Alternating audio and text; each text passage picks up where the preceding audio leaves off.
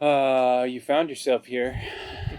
How'd you get here? What was the motivation? And tell me about the decision process to Yeah, attend Action Mastery. yeah. So I've been working with Brett for 7 months, and my intention to work with him was to work on starting my own business and get me kind of unstuck from feeling like I wanted to do it, but I didn't know where to start. I was facing a lot of fear and a lot of roadblocks, and so my goal with starting with him was to get going, right, and get motivated and break it down into actionable steps.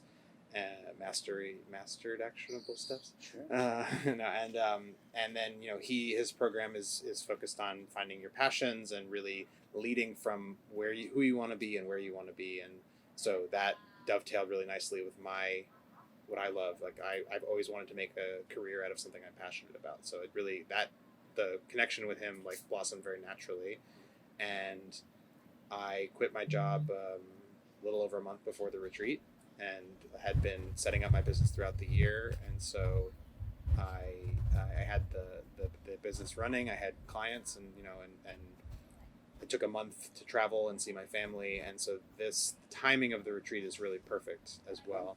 It's a week after I got back from that trip, and I want to set the tone for my life and my business going forward. And Brett described it to me a lot, what it was going to be like, the quality and the type of people that were going to be here. And he kept saying, I can't imagine it without you, which is, like it's wonderful to hear. And I had to kind of process, for myself, like, am I going to invest this time and this money in coming to something like this? And I never really thought that I would attend something, especially with the level of kind of spirituality that I had perceived ahead of time.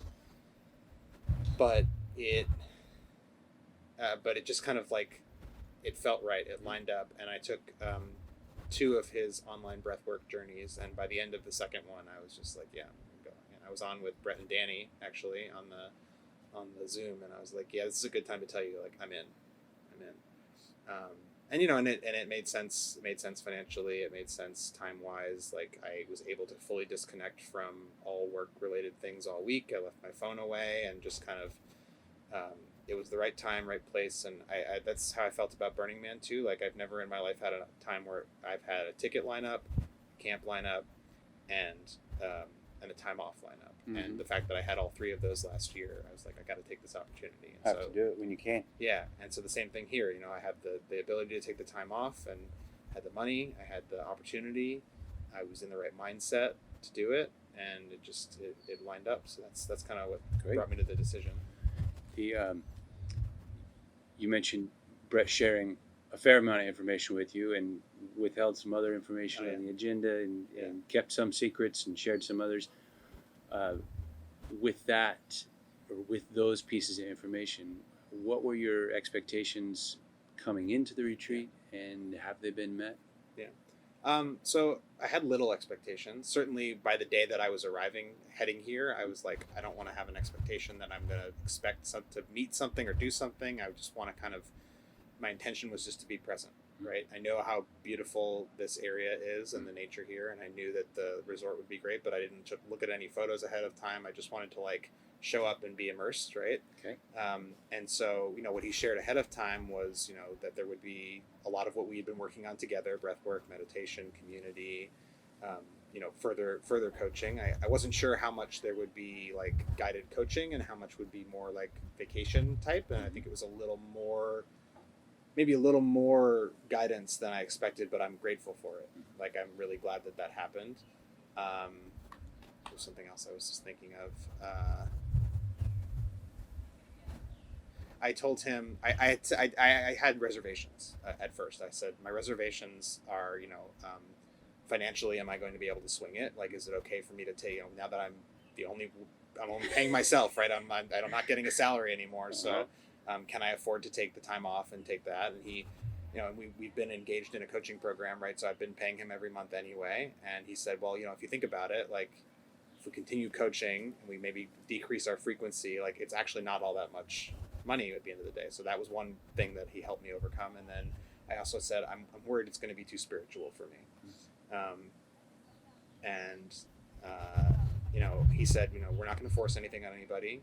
We're not going to preach. We're not going to I don't think, it's going to be more about you and your experience and your connection and your body, and less about, belief in like higher power, and less about, you know, subscribing to any kind of religion or any kind of explanation. It's more universal than that. And so like that, he put me at ease with that a little bit. And there were a couple, I was like, oh, I don't know if I'm going to do the ecstatic dance. That might be a little bit too much for me. And loved it, right? Like I've been buying into everything we've been doing here. And I'll take this opportunity to kind of talk about something that I will also share with the group later on, which is I had a preconceived notion of what it meant to be spiritual. Sure. Right. And I had judgments of that. And it was from my past, from people I know, from relationships, and from, religion growing up and things. And I don't identify with it. I don't identify with religion. I don't identify with God. I don't identify with, what I had called spirituality. So maybe chakras and tarot cards and astrology and yada yada. Sure. And what I learned here was to let go of that preconceived notion, to let go of the judgment. No one is going to judge me for not being spiritual, and I don't judge anybody for what they believe in either. And that was all in my head. And the thing I told Brett from the very first time we talked was, my spirituality, to the degree that I believe in it, is about connectedness with other people. Okay. I find that in festivals and concerts and communities, and just being around people and tapping into the collective energy of that, and being able to connect deeply with somebody and be in an environment surrounded by art and music that allows me to more quickly slide into a deep connection, or nature as well. And here I found that in abundance. And I also found that I was able to, at certain times, like in some of the breathwork journeys, especially, and in some of the dancing opportunities, like really leave my body, right? Separate my spirit from my body. And I found myself at times talking one-on-one with people and talking about spirituality and hesitating before I even said the word, right? Like I had to overcome this, like I felt my spirit, like I had to say it like that, because I had held on to these notions of what that would mean, because I'm someone who I believe in things that I can observe and that I can feel. I'm kinesthetic. Sure. And I put words to that also through the values experience. Through the values experience, exactly, right? Yeah. But I've always known that, right? I'm a kinesthetic learner. I need to practice with my hands. I need to be doing things, right? I can't just be talked at. And I felt my spirit here, in a really big way, in a really powerful way, in a way that helped me overcome blockages and limitations that I have been putting on myself, that I have been trying to find an explanation for. And this experience allowed me to let go of the need to understand that and just let it go. Like, no matter how much I want to wrap my arms around it and logic it to death, if I can just let it go. Like, even if I had all the answers to why I might feel like I'm not enough, or I might feel doubt, it won't make it go away. The thing that'll make it go away is letting it go. And that's, what we learn in meditation. And I wrote my gratitude statements and my affirmations working with Brett all year, but I wrote them, and I've been saying them to myself every day for 6 months. And it wasn't until, and I've been struggling the last couple of months of reading them, but not feeling authentically connected with them. Okay. Like, not being able to like carry them through my day. And it took me until being here to really like connect with those, and like the things that I wrote, the things that I said, the things that I observed, I needed to see them and feel them like through me in application, and just like it's more than words. And now the words have real context and real meaning to me. Sure. So I answered a lot of questions no, with that that's, one, but yeah. From the different sessions or the different activations or different activities that you've done here, which one or ones do you feel have had the most transformative impact on you? Certainly breathwork, right? We had 3 breathwork sessions, right? We had Andres, we had the Kundalini yoga, and then we had Brett's epic universe situation. And I think those were all incredibly powerful in different ways. The Andres breath work allowed me to kind of leave my body. Like, I didn't feel like, what some people talk about, like being able to observe their body from above. I just felt like my body was a puddle. Okay. Like Like I just felt like I could exist without my body, right? And that was important for me. That was, I think, the first kind of moment that I started to feel like, oh, there's a spirit here that's not just biology. Okay. Right. And then the Kundalini yoga helped me feel my power, because I could push through discomfort and I could observe discomfort, physical discomfort, and keep going and keep breathing and keep holding my legs up. And I think that power, I took that power into Brett's, transformational breath work in the evening, and I used that to fuel me. And like, I mean, you saw me, I was beating my chest and like rapidly moving my legs, and I just felt so strong in my spirit.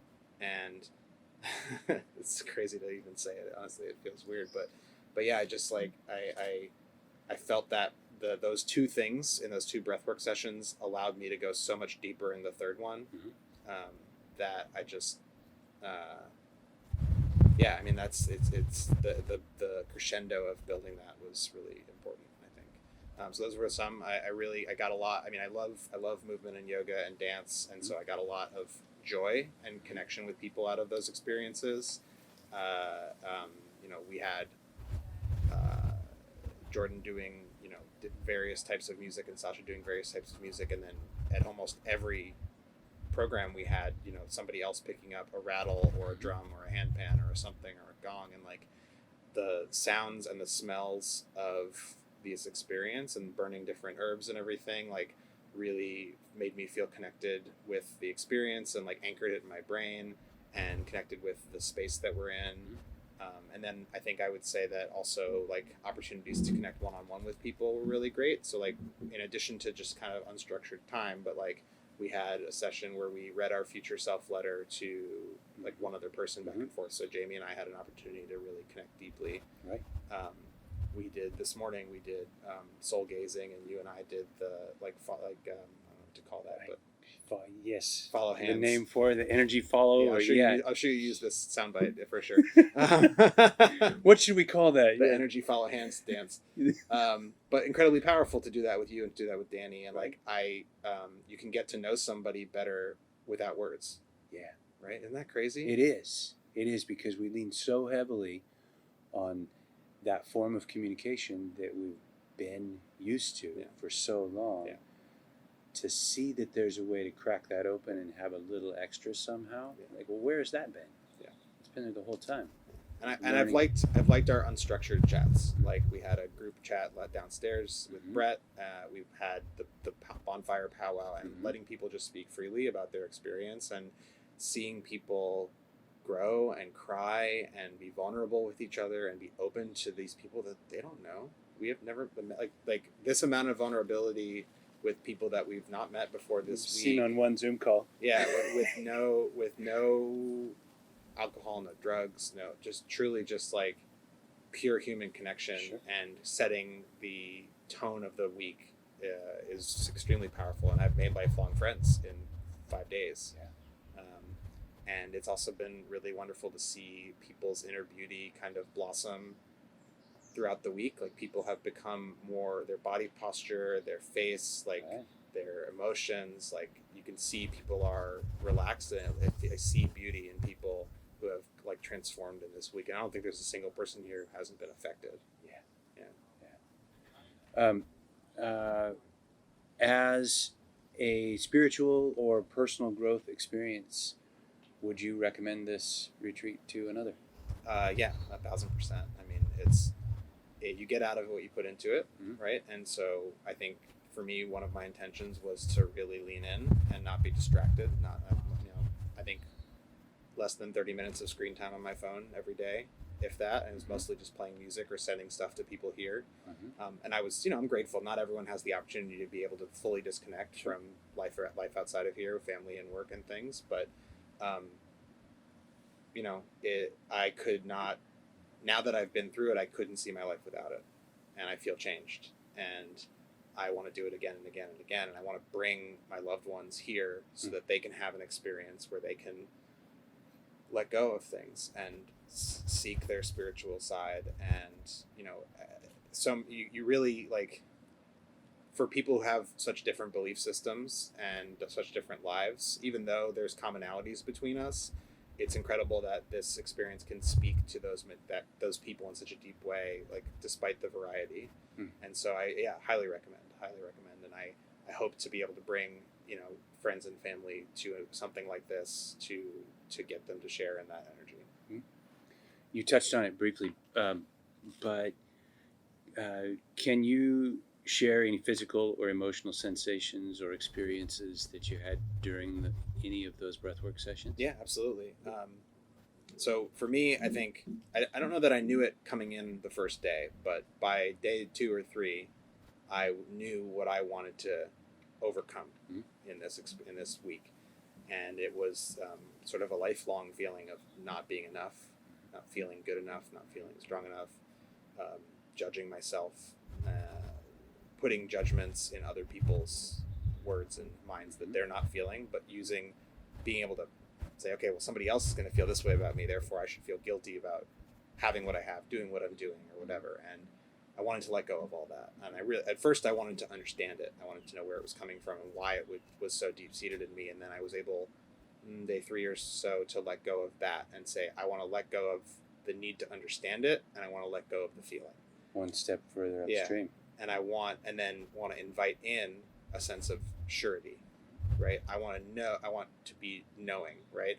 I don't want to live my life questioning. I don't want to live my life judging or tiptoeing. I want to know that what I'm doing is the path that I'm meant to be on. I want to trust my intuition, and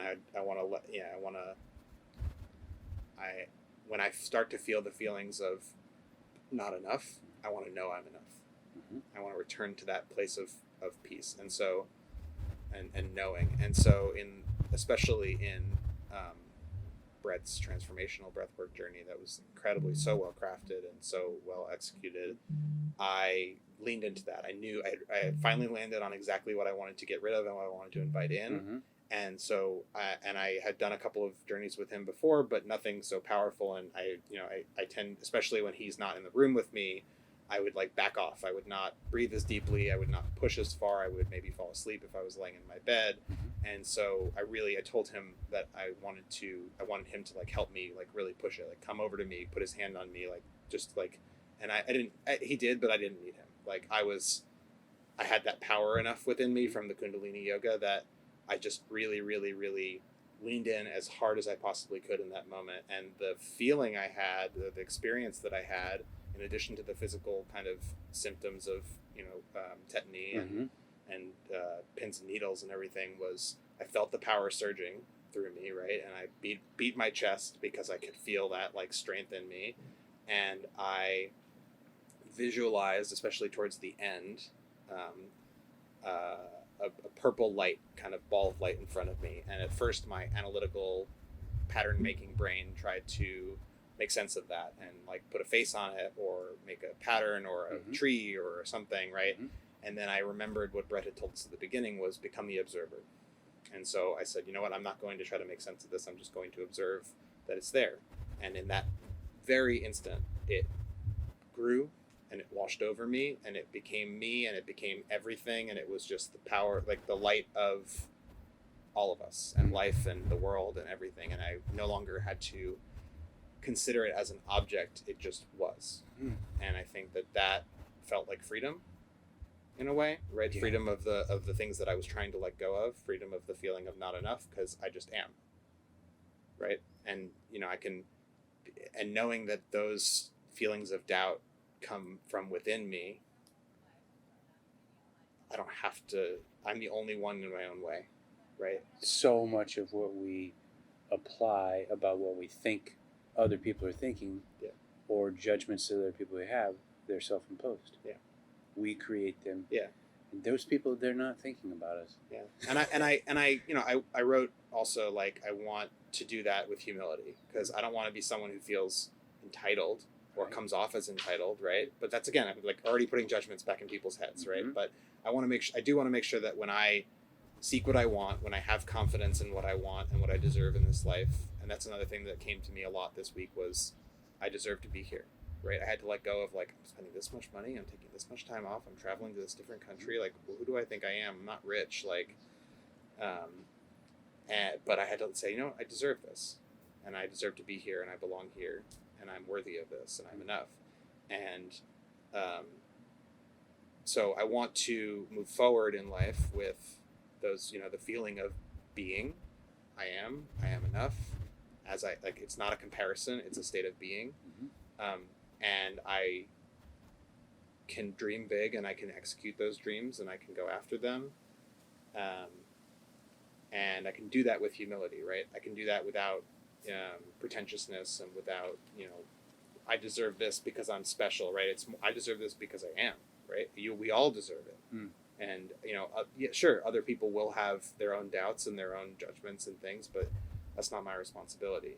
And as long as I am, leading with love and kindness, like, and compassion, which is part of my value system, I can't really go wrong. And if other people have an issue with that, that's not on me. It's not your issue. Yeah.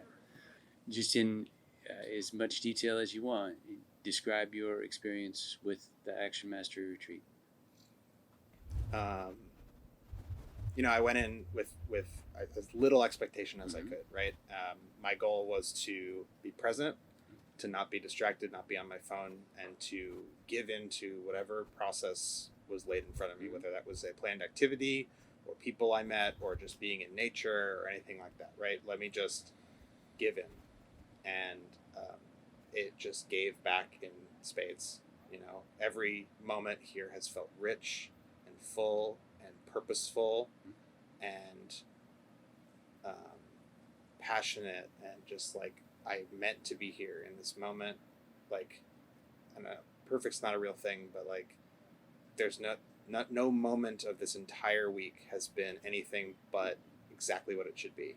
And the only complaint I have is that the days aren't long enough, and the week's not long enough, and I just want to do more of it, deeper, longer, stay up all night. Like, I wish I had endless energy, right? Like, and it's so powerful, like, and to live life trying to provide that for people, right? That's my calling, like to provide spaces where people can feel connected and authentic and in love and inspired and called to things.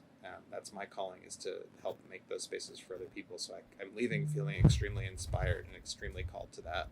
And there's a community of people here that are going to build that together, right? There's some of us that live locally together and some of us that don't. And we've just already been talking about all these plans for life and how we can create more and more of that for people and for communities.